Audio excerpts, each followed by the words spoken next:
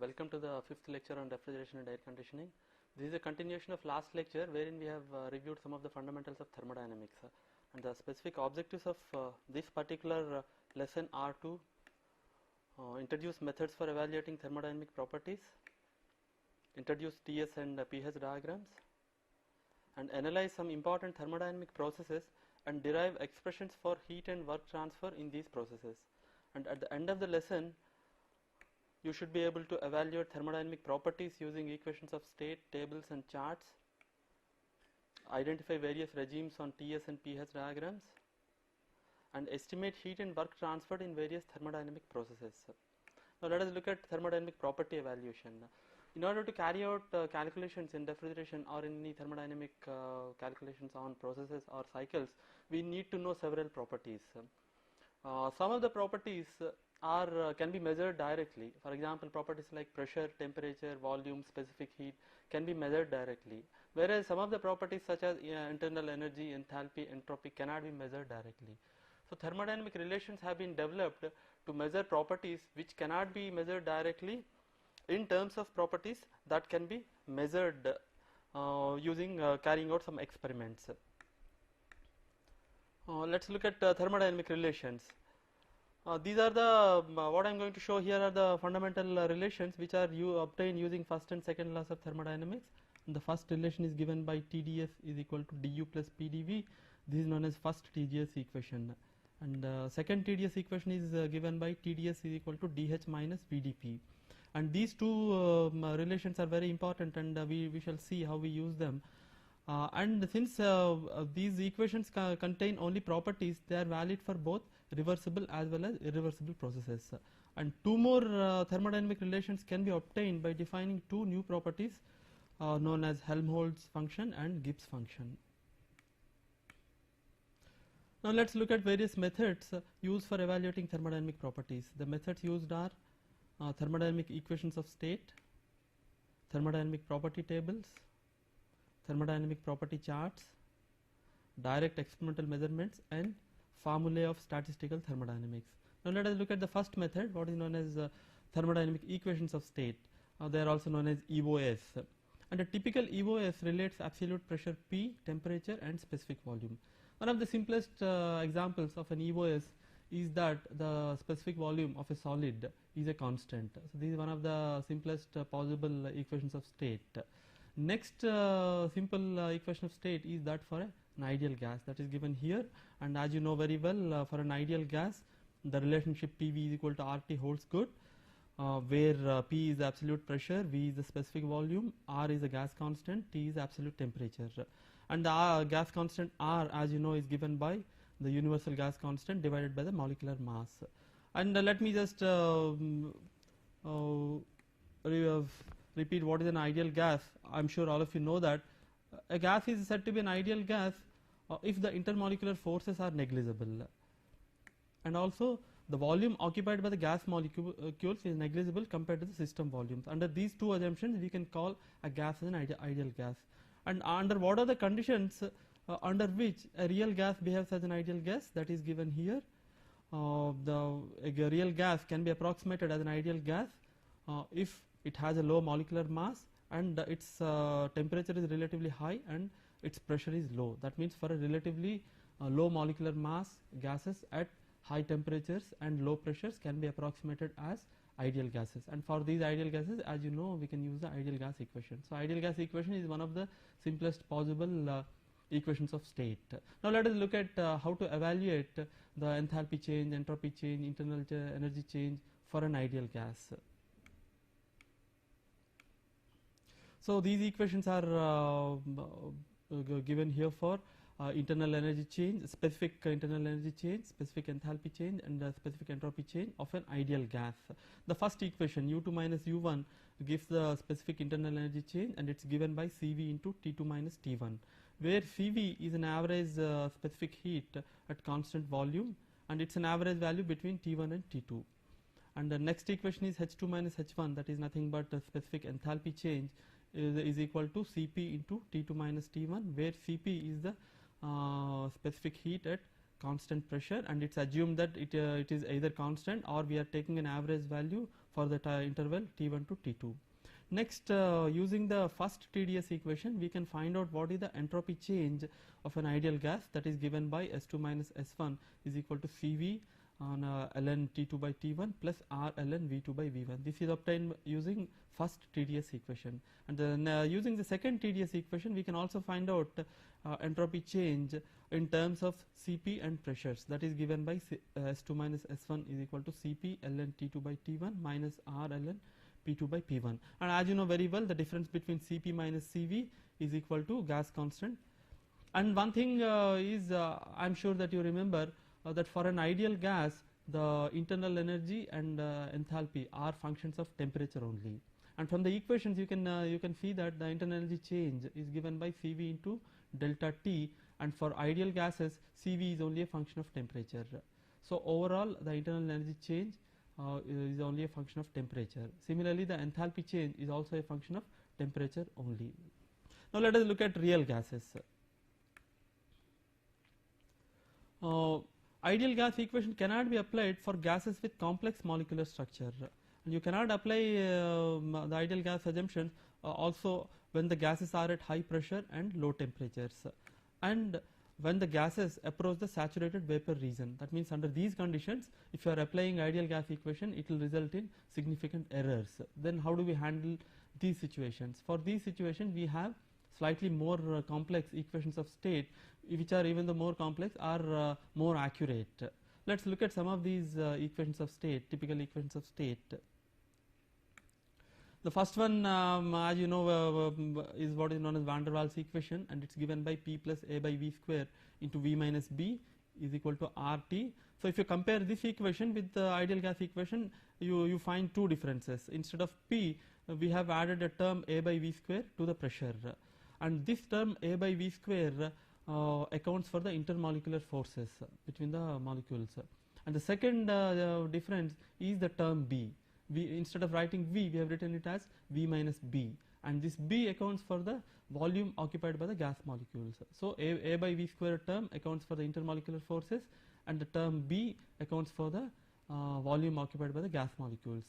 And it can be shown that for a particular gas the constants A and B are related to the critical properties. That means you can express A and B in terms of the critical temperature, critical pressure and critical volume. And the next equation of state is what is known as Redlich-Kwong equation. This is again, if you compare, this is slightly different from van der Waals equation. Again you have here P is RT divided by V minus B minus A divided by square root of T into V plus B. Again you have the form is slightly different, and we have introduced two new constants A and B, and similar to van der Waals equation, these constants A and B are functions of the critical point and also the nature of the gas. Similar to this, we can have many more equations of state. People have developed many more equations of state which are suitable for certain conditions and for certain working fluids, etc. For example, we have what is known as a RKF equation, which is a modified Redlich-Kwong equation. Similarly, we have another very popular equation known as Martin-Hove equation. So these equations we will be discussing again when we discuss refrigerant property evaluations. Let us look at one general equation, what is known as virial equation. This virial equation is given by PV is equal to RT plus A by V plus B by V square plus C by V cube plus etc. I mean that means you can go on adding terms. And these constants A, B, C are known as virial coefficients, and they are functions of temperature only, and they have to be evaluated using experimental data. So this is one form of what is known as a virial equation. And as you can see, if A and B and C become 0, then this virial equation boils down to a simple ideal gas equation of state. So this equation is very useful, and the equation of states along with thermodynamic relations are used to obtain relations for properties that cannot be measured directly in terms of properties which can be measured directly. I am sure that you have studied this in your basic thermodynamics courses, and for more details you can refer to any standard thermodynamics book. Now let us look at properties of pure substances. How do we define a pure substance? A pure substance is one whose chemical composition does not change during thermodynamic processes. That means it does not undergo any chemical reactions as it undergoes the thermodynamic process. Such a substance is known as a pure substance. What are the examples of a pure substance? The common examples are water and pure refrigerants. And water and pure refrigerants are very important in refrigeration and air conditioning, and we will be dealing with these things very frequently again and again. Now let us look at the property evaluation of pure substances. The properties of pure substances can be shown conveniently on pH and TS diagrams. Let me show a typical pH diagram. This figure here shows a pH diagram. So here you have a solid region and a liquid region and a gaseous region, and you also have interfaces. For example, this is the region in which solid and liquid exist in equilibrium. This is the region in which liquid and gas exist in equilibrium, and this is the region in which solid and gas exist in equilibrium. So this is a typical phase diagram of a pure substance on pH coordinates. That means we have H on the x-axis and P on the y-axis, and these lines show the isotherms. That means constant temperature lines, and the temperature increases in this direction. That means this temperature is greater than this temperature, and you can see that in the liquid region the enthalpy of the constant temperature line is almost vertical, and it remains horizontal in the liquid plus gas region. That means in the two-phase region the constant temperature line is horizontal. Of course, this is in accordance with Gibbs phase rule, and when a pure substance boils or condenses at a constant pressure, its temperature remains constant. That's the reason why it is horizontal here. Again, in the two-phase region, you can see that when the pressure is reduced, the constant temperature lines become almost vertical. That means under these conditions they begin to behave as ideal gases. That's why they will become vertical. And here there are two important points. One is what is known as a critical point. As you know, critical point is the point where the saturated liquid line, that means this line, and the saturated vapor line, these two lines join. So critical point is the point at which the saturated liquid line and saturated vapor line join. This is very important, and we shall see later how this influences the selection of refrigerants. And physically, when the working fluids exist below critical point, you can distinguish liquid and gas. That means if you have collected this liquid and gas mixture in a let's say a glass beaker, then a meniscus forms between the liquid and gas phases. Whereas if the working fluid is above the critical point, you cannot make any distinction between liquid and gas, and that region is known as a supercritical region. So there is another important point known as triple point. So as you know, probably the triple point is a point at which all the three phases, that means solid, liquid and gas, exist in equilibrium. So that point is shown here. So this is the typical pH diagram for a pure substance. Now let us look at a typical TS diagram, phase diagram on TS coordinates. So again, this diagram shows a phase diagram on TS coordinates. So you have entropy on the, I'm sorry, it has gone back. You have the entropy on the x-axis and temperature on the y-axis. Again, you can see the solid region, gaseous region, and liquid region. You can also see the liquid, solid plus liquid two-phase region, and liquid plus gas region, and solid plus gas region. And you can also see the saturated liquid line and saturated vapor line, and the critical point and the triple point.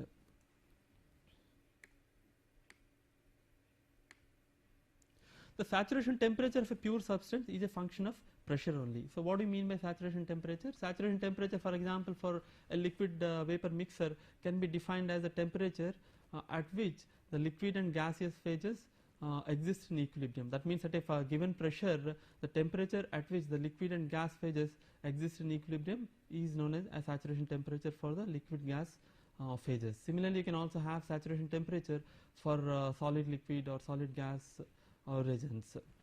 and the relationship between saturation temperature and pressure is given by an important relation known as Clapeyron relation. The Clapeyron equation represents the dependence of saturation pressure on saturation temperature, and that equation is given here.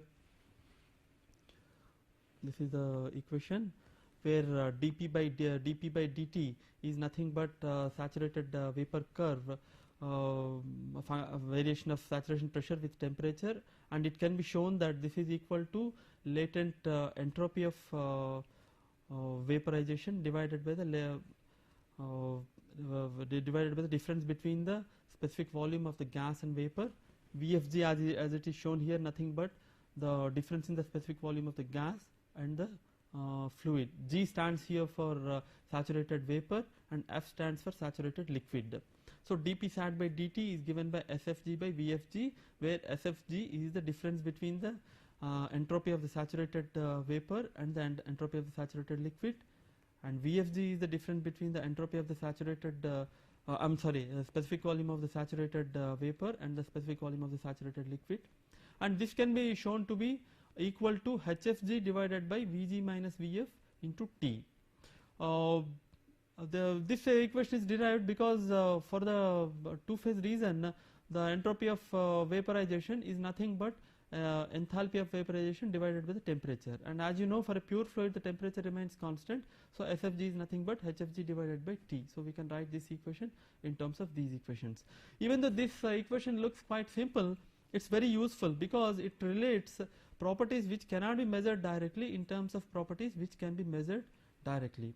And the simplification of Clapeyron equation results in, if you are assuming ideal gas behavior, and if you also assume that the specific volume of the saturated liquid is much smaller than the specific volume of the saturated vapor, and the latent heat of vaporization does not vary much with temperature. If you are making these assumptions, you can show that this is nothing but since Vf is negligible compared to Vg, you can drop this term. So this becomes HFG by Vg into T, and T can be written as Vt can be written as P by RT. Using the ideal gas equation and these assumptions, ultimately you arrive at this relation. That means dP sat by dt is equal to P sat into HFG by RT square. Now you can integrate this equation between two states, 1 and 2, and if I am taking state 1 as a reference state, that means pressure is 1 atmosphere and temperature is normal boiling point, that is my reference state 1, and the state 2 is any arbitrary temperature at which I would like to find out the saturation temperature. That means I am integrating the Clapeyron equation between a reference state of 1 atmosphere pressure and normal boiling point and any arbitrary state T. So you get this equation, and using this equation,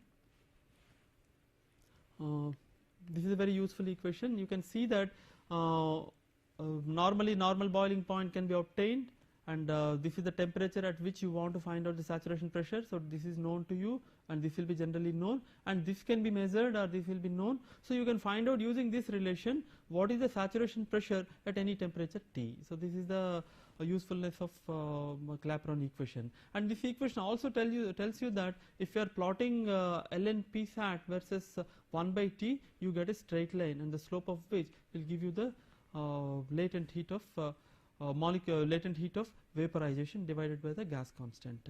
And one thing you must remember here is, here the pressure is expressed in terms of atmosphere, and temperature T should be in absolute, that means in Kelvin, degrees Kelvin.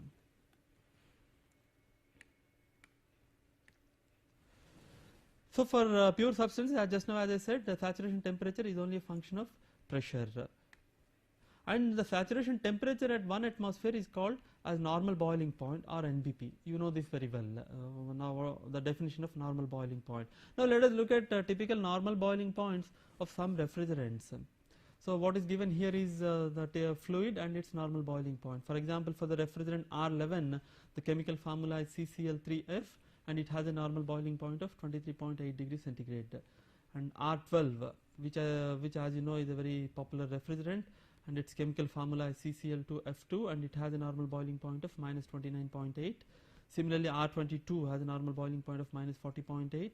R134A has a normal boiling point of minus 26.5.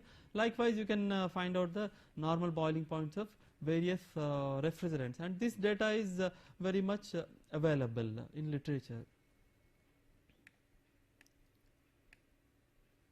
Now, for pure substances, this is one peculiarity: the boiling point and dew points coincide. Similarly, the freezing point and melting point also coincide. That means, if you are boiling, if you are keeping the pressure constant, and if you are boiling a liquid, then the temperature at which you find the first droplet of is some temperature T, and now you come in the reverse direction. That means you have a vapor and you are cooling it isobarically at the same pressure, and the temperature at which you find for the first droplet of liquid, that is what is known as dew point temperature, and the temperature at which you find the first vapor bubble is known as the boiling point. And for the pure fluids, the boiling point and dew points coincide. Similarly, the freezing point and melting points coincide. For example, at 1 atmospheric pressure, the boiling point of water is 100 degrees centigrade. Similarly, the dew point of water is also 100 degrees centigrade. Why I am stressing this is for mixers, that means a mixture of two refrigerants, the boiling point and dew point may not coincide. Similarly, the freezing point and melting point may not coincide. Okay.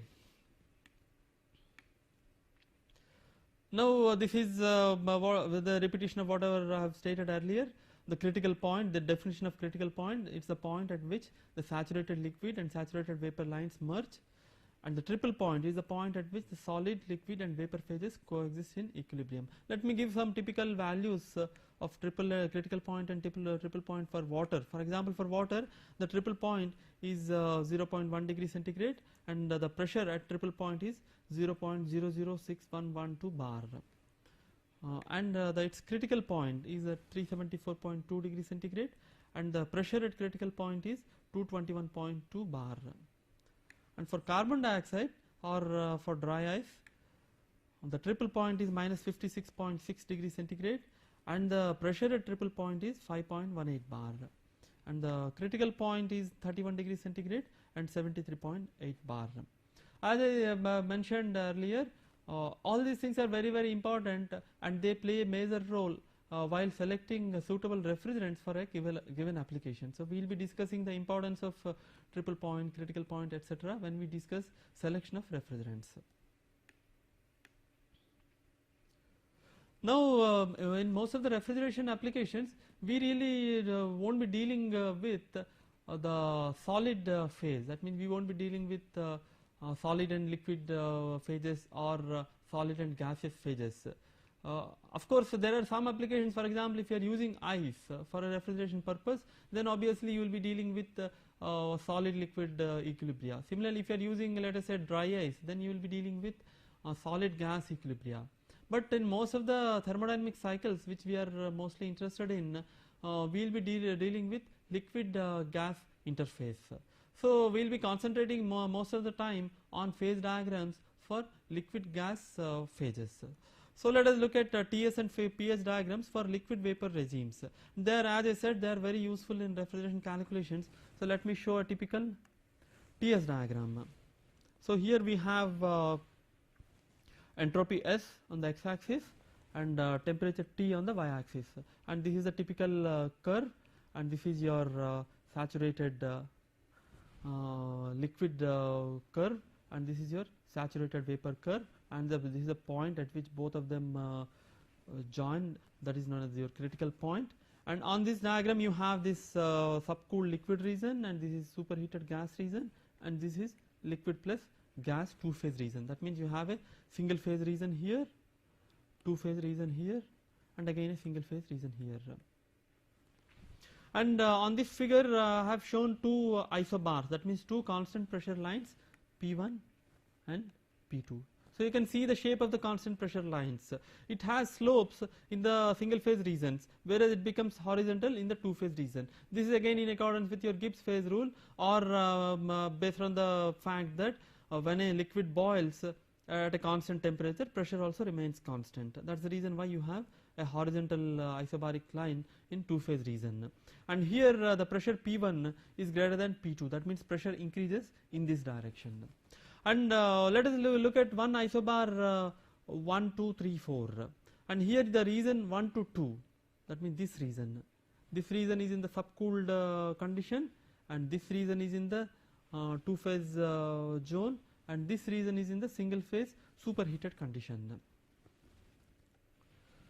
One thing I would like to point out here is that normally the data for the subcooled liquid region is generally not available. We have the data for this region and data for this region. So most of the times we do not have the data for subcooled regions, and subcooled data is also required for refrigeration calculations. In such cases we make certain assumptions and certain idealizations. Here, as I mentioned, this line is a constant pressure line, and this line is a saturated liquid line. Even though they seem to be distinct here, in actual case they are very close to each other. So one approximation we can make is they almost merge. That means the isobaric line coincides with the saturated liquid line. So that is one of the assumptions. It's a very useful assumption. And another assumption is that, and it can be shown using your thermodynamic relations, that if you want, let us say, the properties at this point A, which is in subcooled region, so they can be approximated with saturated liquid properties at point A dash.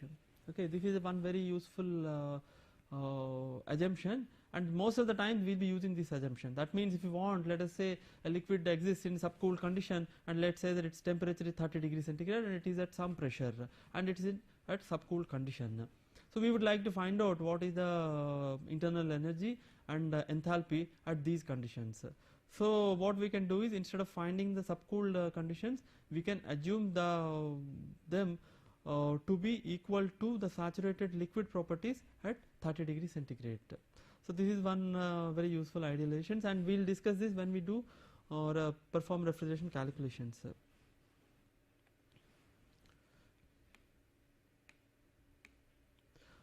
Now, similar to TS diagram, we can also have PH diagram. This figure shows the PH diagram here, and these are the isobaric lines. Since you have pressure on the y-axis, obviously isobaric lines become horizontal and pressure increases in this direction, and on x-axis you have enthalpy. And I have not shown here, but the isothermal line, that means constant temperature lines, will be typically something like this. Okay, that means again they will be horizontal in the two-phase region, and they become sloped in the single phase superheated region, and they become almost vertical in the low pressure zone.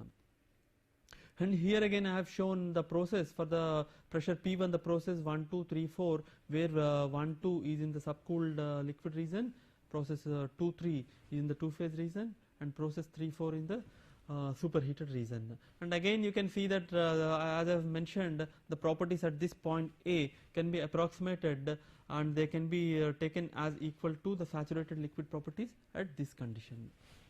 Okay, and this pH diagram and TS diagrams are very useful for performing refrigeration calculations, and we shall see most of the times we will be showing the cycle diagrams on the TS and PS diagrams. So one use of these TS and PS diagrams is that you can find out the required properties using these charts or diagrams. And second use of these charts is you can also represent the thermodynamic cycles on the charts, so that you can directly perform various calculations using these charts. Okay.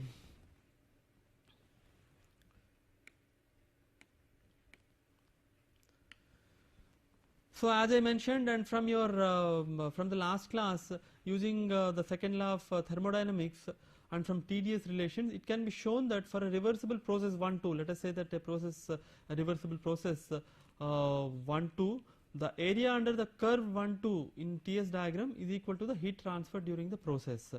This is from your Clausius inequality, where entropy change in a reversible process is given by the heat transfer rate in the during that process divided by the temperature at the boundary. So using that statement, we can easily show that the area under any curve 1 2 on TS coordinates or on TS diagram is nothing but the heat transfer during the process. So if you can plot the process on the TS diagram, and if you can measure what is the area under the curve 1 2, then you have the heat transfer during the process. This is very useful. And for all practical purposes, as I mentioned just now, the enthalpy of fluid may be taken as equal to the enthalpy of saturated liquid at the subcooled temperature. Now let us look at saturation properties of pure fluids. What do we mean by saturation properties? Let us say that again I would like to repeat here that most of the times we will be dealing with liquid gas either in the single phase or two phase or in superheated regions. So how do we evaluate the properties of liquid gas mixers in two phase regions? So the equations shown here are for finding out the two phase properties, that means liquid gas equilibrium properties. For example, this equation gives the specific volume of a two phase mixer in terms of saturated liquid specific volume, saturated liquid specific volume and saturated vapor specific volume, and X here is nothing but your dryness fraction or quality. I am sure that you have used these correlations, or you have used these relations while performing calculations in basic thermodynamics. Similarly, you can express the specific internal energy U of a two phase mixer in terms of the dryness fraction X and the saturated liquid internal energy and saturated saturated vapor internal energy. Similarly, the properties of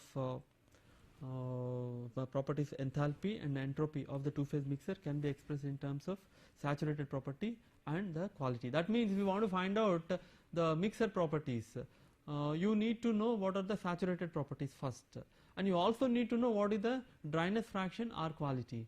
And you probably remember that the quality or dryness fraction is defined as the mass of the vapor in the mixer divided by the total mass of the mixer. So that is the definition of dryness fraction.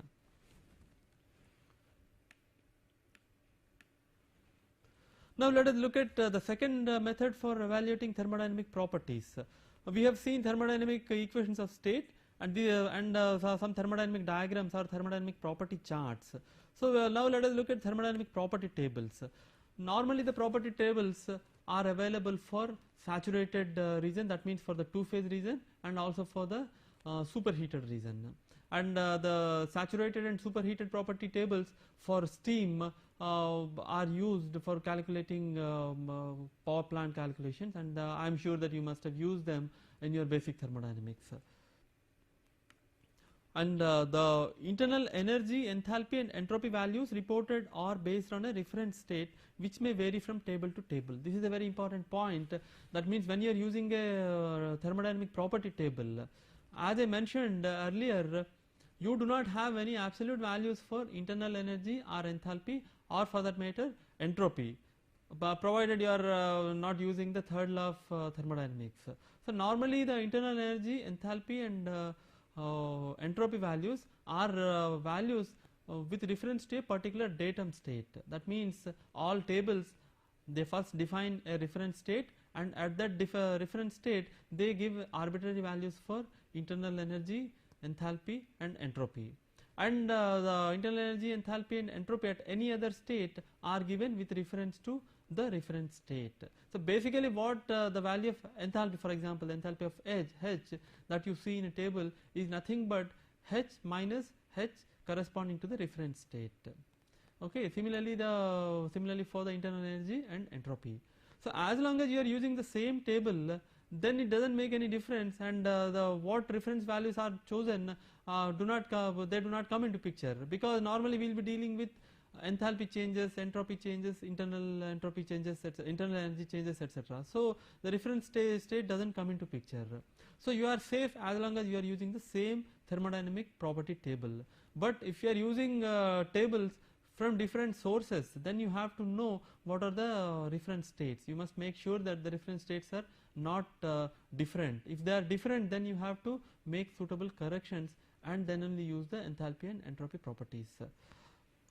Normally the saturation property tables are either temperature or pressure based. For example, a saturated the temperature based property table, they give temperature as an independent variable and they give all other properties as functions of temperature. That means you have for example, let us say take water, they say the typical table for water looks like this. Let us say the temperature of water is at 10 degrees centigrade, then the table gives you, the saturated table gives you what is the saturation pressure at 10 degrees centigrade, then it also gives you what is the saturated liquid properties at 10 degrees centigrade and what is the saturated vapor properties at 10 degrees centigrade. So this is a typical table based on temperatures. Similarly, you can have saturation table based on pressure. That means the pressure is the independent variable. Let us say that 1 bar pressure, then at 1 bar pressure they give what is the saturation temperature and what are the saturated liquid and vapor properties. So you can have either saturated either temperature based saturation tables or pressure based saturation tables. And normally the superheated tables are available for different pressures and degrees of superheat. We shall discuss these tables when we actually perform the refrigerant calculations. And if you look at any of the textbooks on thermodynamics or refrigeration, at the end of the textbooks all these property tables are available for a wide variety of refrigerants. And I am sure that you must have used these tables in your basic thermodynamics. Okay. Now let us look at some common thermodynamic processes. In refrigeration and air conditioning, we come across a wide variety of processes. And if you want to find out what is the performance of a particular process or a performance of a particular cycle, we need to know or we need to understand that particular process, and we have to estimate what is the heat transfer during that particular process, or what is the mass transfer during that particular process, what is the entropy transfer during that particular process. All these terms are required in order to evaluate the performance. So in the, let us look at some of the very basic processes. I will give the basic process and a typical example and the suitable equations for work transfer, heat transfer, energy transfer or energy change, etc. Okay. So the first process, a simple process, is a constant volume or isochoric process. So isochoric process means the volume does not change, and a typical example is the heating and cooling of a gas stored in a rigid vessel. So that means we have a rigid vessel and it consists of a gas, and which is the system here, and we are heating the gas. And this process, this example is typically a non-flow process. That means neither the gas is leaving nor entering into the rigid vessel. For this kind of a system, if you are heating or cooling the gas, what are the typical equations for work transfer, heat transfer and entropy change? So those equations are given here. How did we get these equations? For example, this equation, how did we get this? For a non-flow process, if you remember, the work transfer 1W2 is given by integral PdV integrated between 1 to 2, and here dV is the volume change. Since it is a rigid vessel, dV is equal to 0. So work transfer rate is equal to 0. So that's how you get this equation. So the work transferred in a simple heating and cooling of a gas stored in rigid vessel is 0, provided we do not have any other modes of work transfer. For example, you don't have any electrical heater or any other magnetic or chemical modes of work transfer. Okay. Then we can find out this expression for heat transfer rate during this process using the first law of thermodynamic process, first law of thermodynamics for a non-flow process. As you know, first law of thermodynamics for a non-flow process is given by 1Q2 is nothing but 1W2 plus integral du. Since 1W2 is 0, you simply have here 1Q2 is equal to integral du. Since this is the property, the integral du can be written as U2 minus U1, where U2 is the total internal energy at state 2 and U1 is the total internal energy at state 1. Of course, this is based on the assumption that other changes like kinetic and potential energy changes are negligible. And this equation can also be written in terms of the first TDS equation. If you remember, the first TDS equation is given by TDS is du plus PdV. Okay, and PdV is 0 because there is no volume change. So TdS is simply equal to du. So ds is du by t. So if you are integrating this between state 1 and 2, you get that S2 minus S1 is nothing but mCv into ln T2 by T1. Okay. You can also think of other non-flow processes. For example, another very simple example of a constant volume process is that of a heating or cooling of a solid. For example, when you are heating or cooling a solid over a temperature difference which is not too large, then its volume remains constant, and the heat transfer rate during that process is simply equal to mc into delta T, and for a solid specific heat at constant volume and constant pressure will be same. So it's simply mCp into delta T, and the entropy change S2 minus S1 is nothing but mc ln T2 by T1. Okay. Now let us look at another simple process that's known as constant pressure or isobaric process. So the iso here stands for a constant. That means whenever we say iso something, that means some property is remaining constant. So in an isobaric process, the pressure remains constant. And here let us take the example of again a non-flow process. We are heating or cooling a gas which is contained in a piston cylinder assembly, and let us say that the piston is not spring loaded or anything. That means it is acting against a constant external force. If that is the case, the pressure remains constant. That means the pressure exerted by the piston remains constant. And if you assume that the piston is frictionless, that means the movement takes place without any friction, then we can have an ideal isobaric process. And for this isobaric process, the equations are like this. For example, this first equation is nothing but first law of thermodynamics for an isobaric process in a non-flow process. Okay, and as you know very well, this is nothing but the statement of first law. Okay, 1q2 is nothing but u2 minus u1 plus 1w2. And how do we find 1w2? 1w2 for a non-flow process is the integral PdV, and if you assume that this process is quasi-static, then you can perform the integration, and since pressure is constant, this is simply equal to P into V2 minus V1, where V2 is the final pressure and V1 is the initial pressure. So work done during a constant flow process is nothing but P into delta V or P into V2 minus V1.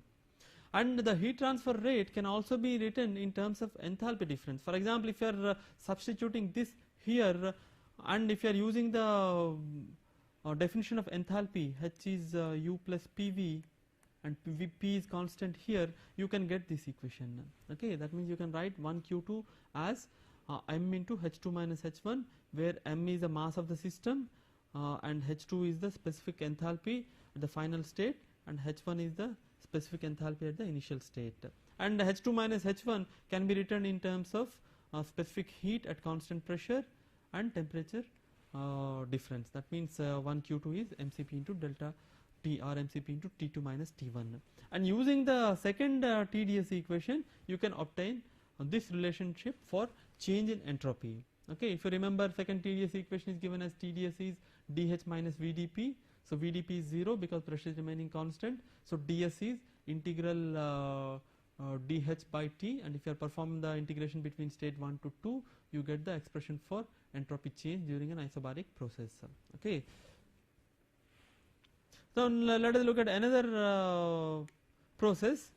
This is known as a constant temperature or isothermal process.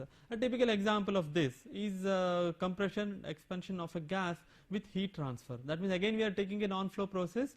A gas is undergoing compression or expansion in a piston cylinder assembly, and at the same time the heat transfer is taking place between the system and surroundings. The heat transfer is taking place in such a way that the temperature of the system remains constant. So this is then the process becomes an isothermal non-flow process. And for this process, the governing equations for energy, for work transfer and heat transfer and energy entropy transfer are given here. Okay. For example, this equation is nothing but your first law of thermodynamics for a non-flow process, a general first law of thermodynamics for a non-flow process. And since you have volume change here and pressure also can change, the work done during this process has to be obtained by integrating this process 1 to 2, and so you must know the relationship between P and V in order to perform this integration and in order to find out the work done. Of course, the process has got to be quasi-static, otherwise you cannot, or quasi-equilibrium process, otherwise you cannot perform the integration. And if you assume that this fluid behaves as an ideal gas, then U2 remains, U2 will be same as U1, because for ideal gas, if you remember, the enthalpy and entropy changes are functions of temperature only. So for an isothermal process, temperature remains constant. That means internal energy has to remain constant and enthalpy also has to remain constant, because both are functions of temperature only. If that is the case, and if you are applying this conclusion to the first law of thermodynamics, you will find that U2 is equal to U1. So you end up with this equation. That means heat transfer is equal to work transfer. Okay, for this process. And if you are assuming the gas to be ideal, you can replace P using this equation. PV is MRT, replace P by MRT by V and perform the integration, so you get this equation. Okay, and you can also write the work transfer rate in terms of the pressures. Okay, so this is these equations are for the work transfer and heat transfer of an ideal fluid undergoing an isothermal non-flow process. Okay, and how do we find the entropy change? Again, you can use the TdS equation, either the first TdS equation or second TdS equation. Since temperature remains constant, you don't have the du or dh terms, so you just have these terms only. That means the second terms of the TdS equations. And if you perform integration, you get these equations. Of course, you can get some conclusions out of this. For example, look at the work transfer equation. If the system is undergoing expansion, that means P1 is greater than P2, then this will be positive.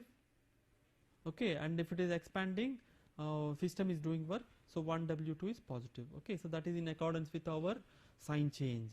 And if the system is undergoing compression, P1 will be less than P2, that means this will be negative, and 1W2 will be negative. That means you have to supply work to the system. Okay, and same similar conclusions for entropy change can be obtained by looking at this equation. For example, if when it is expanding, that means when it is doing work. When it is doing work and if its temperature has to remain constant, that means there must be some heat transfer from the surroundings. Only then the temperature can remain constant. Okay, that means heat transfer is positive. Okay, because work transfer is positive, heat transfer is positive. When heat transfer is positive, you are adding heat to the system, that means its entropy has to change. So that is the case here, because S2 minus S1 has to be positive because entropy is increasing. This holds good here because P1 is greater than P2, so this is positive, this is also positive. Okay.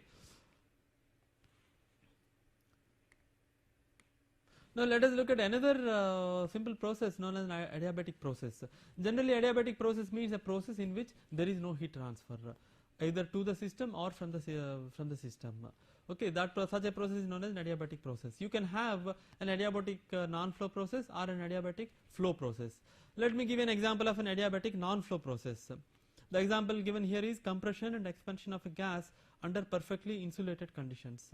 So you have, let us say, that a piston cylinder arrangement, a gas is contained within the piston cylinder, and you are compressing or expanding the gas, and at the same time all the walls of the system are perfectly insulated. Okay, so such a case is an example of an adiabatic process. All adiabatic processes follow the general equation PV to the power of K is constant capital K. Okay, and here P is the absolute pressure and V is the volume, and K is known as coefficient of adiabatic compression or adiabatic expansion. Okay, and for such a process, the heat and work transfer rates can be conditions. So you have, let us say, that a piston cylinder arrangement, a gas is contained within the piston cylinder, and you are compressing or expanding the gas, and at the same time all the walls of the system are perfectly insulated. Okay, so such a case is an example of an adiabatic process. All adiabatic processes follow the general equation PV to the power of K is constant capital K. Okay, and here P is the absolute pressure and V is the volume, and K is known as coefficient of adiabatic compression or adiabatic expansion. Okay, and for such a process the heat and work transfer rates can be obtained again using the first law of thermodynamics processes for a non-flow situation. Okay, that is this is a general first law of thermodynamic equation. So 1q2 is obviously 0, right, because it's an adiabatic process, so no heat is transferred to the system or from the system. So this is the first law of thermodynamics for an adiabatic process. Okay, and since this term is equal to 0, the work transfer rate must be equal to the change in the internal energy. That is what is shown here.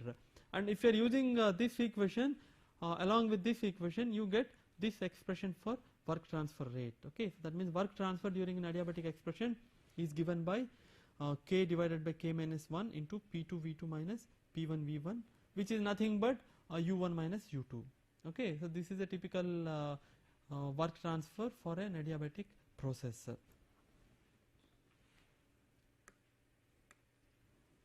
And if the process happens to be reversible, let us say, that then we have reversible adiabatic process. A reversible adiabatic process is also an isentropic process. How do you prove that? That means a reversible adiabatic process is an isentropic process. That means entropy remains constant. It is very easy to prove this. If the process is reversible, we can use the Clausius inequality that heat transfer rate during a reversible process is nothing but integral TdS. Okay, and since 1q2 is 0 here because it's adiabatic, integral TdS must be 0. Since T cannot be 0, obviously ds has to be 0. That means S1 is equal to S2. That means a reversible adiabatic process is also an isentropic process. Okay, and if the fluid behaves as an ideal gas, then you have an additional relation. This isentropic coefficient K is nothing but isentropic coefficient which is equal to the ratio of Cp by Cv. Okay, and for compressible fluids you can get an additional relation, this additional relation which relates the temperature with pressure ratios and volume ratios. For example, T2 by T1 is related to the pressure ratio by this relation, and it is related to the volume ratio by this relation. These equations are very useful, and we shall see the use of these equations when we perform the actual refrigeration calculations. Okay, now let us look at another process called as a polytropic process. A polytropic process is a general process. A typical example of this process is compression or expansion with heat transfer. That means we have a piston cylinder assembly, and this assembly consists of a fluid, and that fluid is undergoing compression or expansion, and you are not ruling out the possibility of heat transfer. That means during compression and expansion there is some heat transfer between the system and the surroundings, and here the system means the fluid which is undergoing compression or expansion. Such a process is called as a polytropic process, and all the polytropic processes follow a general relation given by PV to the power of n is constant, where P is again absolute pressure, V is the volume, and n is known as polytropic coefficient, and this n can take values anywhere between minus infinity to plus infinity. That means almost all the processes fall under this polytropic process. For example, where for an isobaric process P is constant. So this is the example of an isobaric process. P is constant, that means n has got to be 0. Okay, so when n becomes 0, P becomes constant, so this polytropic process reduces to an isobaric process. Okay, and when n is equal to 1, PV is constant, and this becomes an isothermal process, P is constant. Okay, and for an isentropic process the n simply becomes the polytropic coefficient simply becomes adiabatic coefficient, that means S is constant. Okay, and for an isochoric process volume is constant, that means n is equal to minus, sorry it is not printed here, n is equal to minus infinity. Okay, so depending upon the value of n, the polytropic process encompasses all the processes. Okay, so this is a very general process. Now how do we find the work transfer and heat transfer during a polytropic process? So that is given here. Again I am taking an example of a flow process. Okay, and the work transfer rate here is obtained by integrating integral p dv, okay, along with the expression pv to the power of n is constant k. Okay, if I am using these two relations, I can get this equation by integrating p dv. Okay, and this is the general expression for internal energy change. Internal energy change is given by mc into delta T, where phi is the average specific heat at constant volume. Okay, and this is nothing but your a statement of first law of thermodynamics for a non-flow process. What we have done here is 1 Q2 is nothing but U2 minus U1, and this term is nothing but your work transfer rate. Okay, so this is simply your heat transfer in a polytropic process, and the general entropy equation for entropy change in a polytropic process is given by this. This is nothing but the integration of the TdS equation. That means when you perform the integration of the first TdS equation, you get this kind of an expression, and depending upon the relationship between du and T and pdv and T, you can find out what is the entropy change. Okay, for example, if it is let us say an ideal gas, then you can write, and if you are also assuming that Cv is only a function, Cv is constant, then you can write this as Cv dt. Okay, similarly P can be expressed in terms of P by T can be expressed in terms of V. Okay, and you can get expression for S2 minus S1, and this equation is valid for all n except n is equal to 1. So when n is equal to 1, obviously here this becomes you cannot evaluate this. Okay, in such case n is equal to 1, the process becomes isothermal, and as we have seen how to evaluate work transfer for an isothermal process. Okay, and the last process is what is known as a constant enthalpy or isenthalpic process. This is again a very important process as far as refrigeration is concerned, and a typical example of this is the throttling of a fluid. That means a fluid is flowing through a conduit and suddenly it encounters a resistance. Okay, for example, a fluid is flowing through a tube and suddenly a valve is there in the tube and valve is almost closed. So the fluid has to flow through an almost closed valve. That means a large resistance is suddenly imposed on the fluid flow. Okay, obviously what happens, there will be large amount of friction, and because of the friction the pressure drops. That means there will be an expansion. Okay, the pressure drops from the inlet pressure to an exit pressure. Okay, so this is an example of a throttling process. Throttling process also takes place when you are forcing the fluid excuse me, through a narrow tube, for example a capillary tube in a vapor compression different system. Okay. For a typical throttling process, if you are assuming a flow process, that means let us say that we are assuming the process to be steady flow. Okay, and if you are also assuming that the kinetic and potential energy changes are negligible during this process. Okay, then this is nothing but